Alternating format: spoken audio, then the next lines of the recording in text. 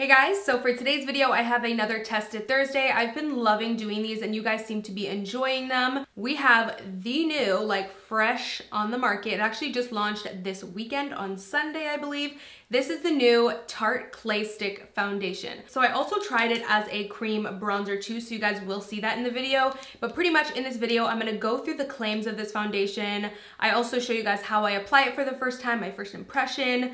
And I'm also gonna do a wear test in this video, which I haven't done before, but a lot of you guys asked for it. So if you guys are interested in checking out my review and first impression on the Tarte Clay Stick Foundation, then make sure to keep on watching. First things first, I wanna prime my skin. I have a couple different products I want to use. First one I really want to use is the Marc Jacobs, actually I might use this second, Invisible Undercover Perfecting Coconut Primer. I've been obsessed with that primer. Like, I just love it. It makes my skin look so healthy. So I'm going to mix some of the Smashbox Photo Finish Primer, and then I'm just going to go ahead and spray some of the Smashbox Primer Water. So I'm just gonna let all of this kind of sink into the skin. That's one of my biggest tips to avoid cakiness, is let your primers and every product step kind of just sink in first. Okay, so I'm super excited to test out these foundations. When I received them in the mail, I didn't even know they were coming. Like, I had no idea they were coming out with the stick foundation. So when I seen it, I was like, yes, please. I hope I really like this one. I know I've seen some people's review. If you have oily skin, I've seen that it can be a bit on the dewy side, but I've been digging the dew lately. Like, I've been liking dewy skin lately, so. So anyways, this is the Tarte Clay Stick. I like how it's just a simple name, Clay Stick. Some of these foundations these days have like literally 5 different words as the name. Anyways, Tarte Clay Stick Foundation. Really cute packaging. The top has like this little pattern on it, and then the shade name on the bottom. So I don't know what shade I'm gonna use. I will say I hope they come out with more shades if I end up loving this foundation, because I couldn't find my perfect shade. I think I'm gonna have to mix 2 different shades. I'm thinking I'm gonna have to mix medium sand and tan sand, right? Is that? Yeah, medium sand and tan sand. Tan sand is just simply too dark, I think. But I think these two, mainly this, and then I'm gonna need to mix in some of this to get my shade. So with the package that they sent out, it also came with a brush, which I thought was really cool. I'm guessing that they're like telling you to use it together. So I'm gonna test it out and use it together in today's video. I do find that stick foundations blend out better with brushes. So I'm just pulling up on my phone here the Tarte Stick Foundation on their website so I can tell you guys the price. It's $49 Canadian. So I'm assuming that's like, what, 30 something US, which I think is pretty good. And I want to see the claims. Okay, so it says, have you fed your skin lately? Our 12-hour creamy matte clay stick feeds your appetite for weightless, natural coverage, and good for you ingredients. Mineral pigments soothe and soften the skin. Amazonian clay, nature's most perfect ingredient for better, longer, truer wear. I'm gonna go ahead and use the shade Tan Sand for the most part, and then add a bit of medium sand in. So let's do this. I'm gonna add a good amount on, because I don't know what it is. Whenever I use stick foundations, I have this like thing in my head that I feel like I only need to put like 2 little strokes and like expect it to be full coverage. So we're gonna use medium sand. I feel like once this is mixed together, it should be good. So we're gonna go ahead and use the brush. I'm kind of excited. I feel like I might love this foundation. I mean, at least I'm like really hoping. Yep, great color match once it's like mixed. I definitely need that medium sand. Like, tan sand is just too deep. For color reference, I am Giorgio Luminous Silk, Giorgio Armani Luminous Silk 6.5 and Estee Lauder Double Wear 4W1 Honey Bronze. Blends out so easily. Like, obviously you guys can see that. It's still a bit orangey. Might have to mix some more of medium sand, but that blended out very nicely, and I love this brush. Like, it just made it so easy. This might be like my new go-to foundation brush. Great coverage. I applied quite a bit, and I would expect for the amount that I applied to get more coverage, but it's like pretty good coverage. I'll just add some more of the medium sand. It does look dewy, obviously you guys can see, but I did, to be fair, I used the coconut primer, which does give a bit of a dew. I think it looks super beautiful on the skin. And I really, really love this brush too. I don't know if it's new, I don't know if it's a part of their collection, but whatever it is, I will link it down below, and I definitely would say you guys should pick it up if you're looking for a good foundation brush. So I'm gonna go back and kind of see what it says again and see if I agree with it.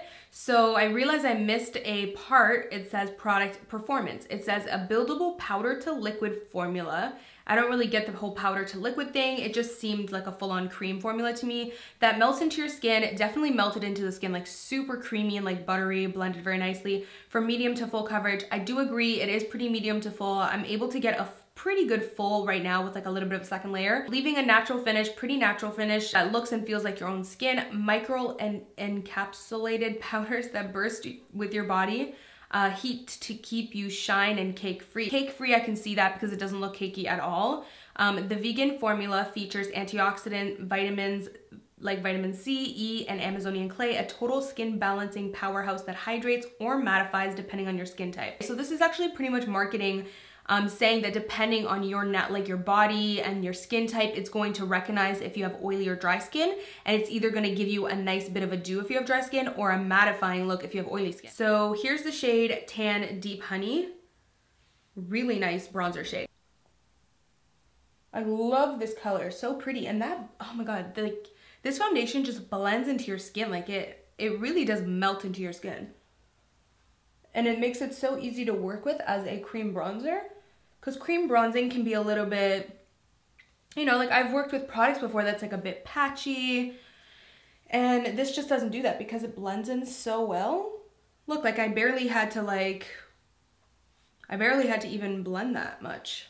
I'm actually getting very curious to see how this foundation is going to wear. I'm actually gonna come back in a few hours and we'll see what happened with it.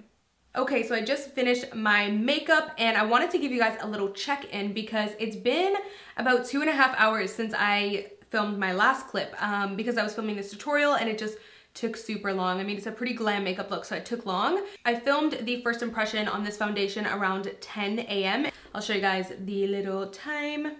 It doesn't look nearly as dewy as it did when I first applied it. And I also want to see how this foundation would be if I used maybe a mattifying primer or just like a regular, you know, like just this one instead of adding the coconut Marc Jacobs one, since that one is kind of dewy as well. So I'm interested to kind of play around this foundation and see.